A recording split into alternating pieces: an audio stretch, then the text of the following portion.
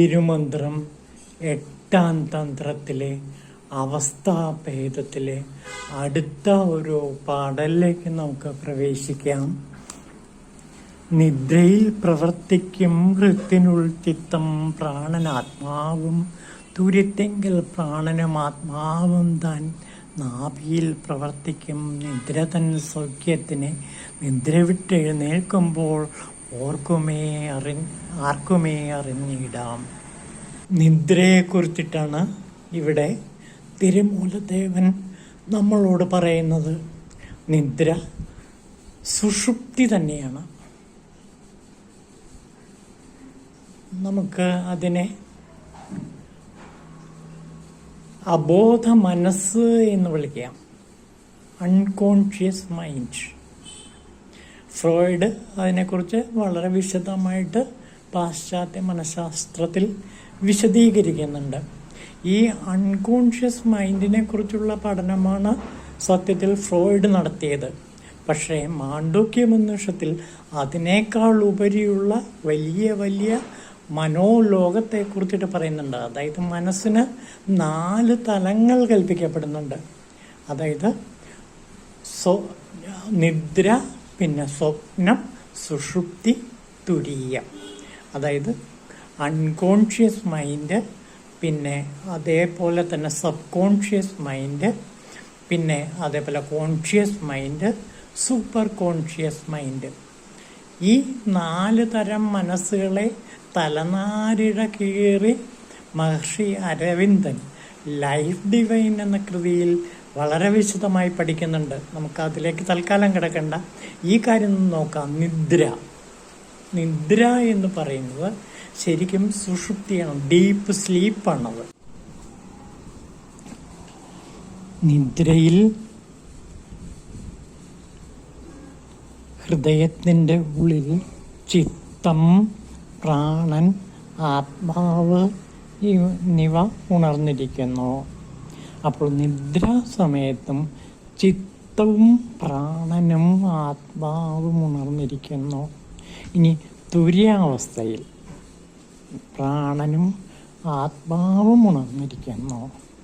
എന്നാൽ നിദ്രാവസ്ഥയിൽ നിദ്ര വിട്ടെണീക്കുമ്പോൾ നാം എന്തോർക്കുന്നു? ഞാൻ സുഖമായി ഉറങ്ങി എന്നറിയുന്നു. അപ്പോഴും ഞാനുണ്ട്. നിദ്രയിൽ ഞാൻ നിദ്രാണമായി കിടക്കുന്നു. പക്ഷേ ഉണർന്നു കഴിയുമ്പോൾ നാം അറിയുന്നു ഞാൻ സുഖമായി ഉറങ്ങി. അതിനർത്ഥം എന്താ? നിദ്രയിലും ഞാനുണ്ട്. ഈ ഞാൻ ആരാണ്?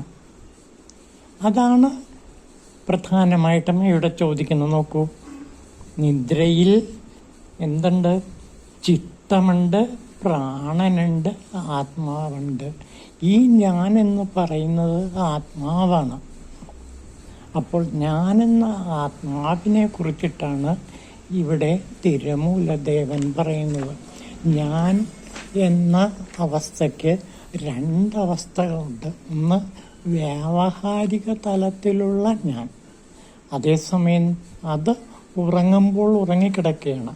പക്ഷെ അതേസമയം ആത്മാവായ ഞാൻ, യൂണിവേഴ്സൽ ആയ ഞാൻ അപ്പോഴും എന്നിലുണ്ട്. അതെങ്ങനെ മനസ്സിലാക്കാൻ പറ്റും?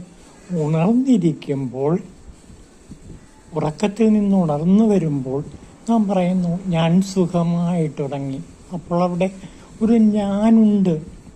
ആ ഞാൻ എന്ന യൂണിവേഴ്സൽ അതിനെയാണ് നാം പ്രധാനമായിട്ടും വിശ്വമനസ്സ് എന്ന് പറയുന്നത്. ഈ വിശ്വമനസ്സ് ആത്മാവുമായി അഭേദ്യമായി ബന്ധപ്പെട്ടിരിക്കുന്നതായിട്ട് നാം അറിയുന്നു. അപ്പോൾ സൂപ്പർ കോൺഷ്യസ് മൈൻഡിൽ എന്തുണ്ട്? ഈ ആത്മാവ് സ്ഥിരമായി എന്നും നിലനിൽക്കുന്നു. മരിച്ചു കഴിഞ്ഞാലും ഈ ആത്മാവിന് നാശമില്ല. അത് ആദി മധ്യാന്ത രഹിതമാണ്. ആദിയുമില്ല, മധ്യവുമില്ല, അന്തവുമില്ല. എവിടെ തുടങ്ങിയെന്നോ എവിടെ അവസാനിക്കുന്നു എന്നോ പറയാനാവാത്ത ഒരു അവബോധം നമ്മിലുണ്ട്. ഈ അവബോധത്തെയാണ് നാം ആത്മാവ് എന്ന് വിളിക്കുന്നത്. അപ്പോൾ ഇത് നിദ്ര, അതായത് അബോധാവസ്ഥ, അബോധ മനസ്സ്. അബോധ മനസ്സിൽ എപ്പോഴും എന്തുണ്ട്? ഈ ആത്മാവുണ്ട്, പക്ഷേ ഞാൻ എന്ന വ്യാവഹാരിക സത്ത ഉറങ്ങിക്കിടക്കുന്നു എന്നേ ഉള്ളൂ. അപ്പോൾ ഞാൻ ഉറങ്ങുമ്പോഴും ഉണർന്നിരിക്കുമ്പോഴും എല്ലാം ഉണ്ട്. ഇത് സബ് കോൺഷ്യസ് മൈൻഡിലെത്തുമ്പോൾ കുറേ കൂടെ വ്യക്തമായിട്ട് കാണാൻ പറ്റും. അതിനെ യോഗികൾ പറയുന്നത് യോഗനിദ്ര എന്നാണ്. സബ് കോൺഷ്യസ് മൈൻഡിൽ ഈ ആത്മാവും പ്രാണനും അതേപോലെ എപ്പോഴും ഉണർന്നേയിരിക്കുന്നു. അങ്ങനെ ഉണർന്നിരിക്കുന്ന ആ അവബോധത്തെ നാം ആത്മാവ് എന്ന് വിളിക്കുന്നു. അപ്പോൾ യോഗനിദ്രയിൽ ഒരു യോഗി സാധാരണ പാതി ഉറക്കത്തിലാണ്. അതായത് ഉണർവിനും ഉറക്കത്തിനും ഇടയിലുള്ള ആ സബ് കോൺഷ്യസ് മൈൻഡിനെയാണ് നാം യോഗനിദ്ര എന്ന് പറയുന്നത്. ഈ യോഗനിദ്രയിലും അവബോധം പ്രവർത്തിക്കുന്നു. അതേപോലെ സൂപ്പർ കോൺഷ്യസ് മൈൻഡിൽ വരുമ്പോൾ ഈ അവബോധം സാക്ഷാത് ആത്മാവായി, ബോധമായി, അറിവായി പ്രകാശിച്ചുകൊണ്ടിരിക്കുന്നു. ഇതാണ് സംഭവിക്കുന്നത്. അപ്പോൾ ഈ മനഃശാസ്ത്ര തത്വമാണ് തിരുമൂലദേവൻ ഇവിടെ നമ്മളോട് പറയുന്നത്. അതായത് എപ്പോഴും ഉറങ്ങിക്കൊണ്ടിരിക്കുമ്പോൾ ആത്മാവും പ്രാണനും അതേപോലെ തന്നെ പ്രവർത്തിച്ചുകൊണ്ടേയിരിക്കുന്നു. എന്നാൽ വ്യാവഹാരിക സത്തയായ ഞാൻ ഉറങ്ങുന്നു.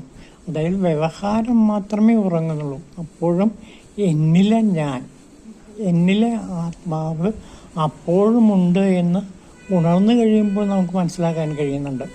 ഇതാണ് ഈ വരികളിൽ തിരുമൂലദേവൻ നമ്മളോട് പറയുന്നത്. तत्पुरुषाय विद्महे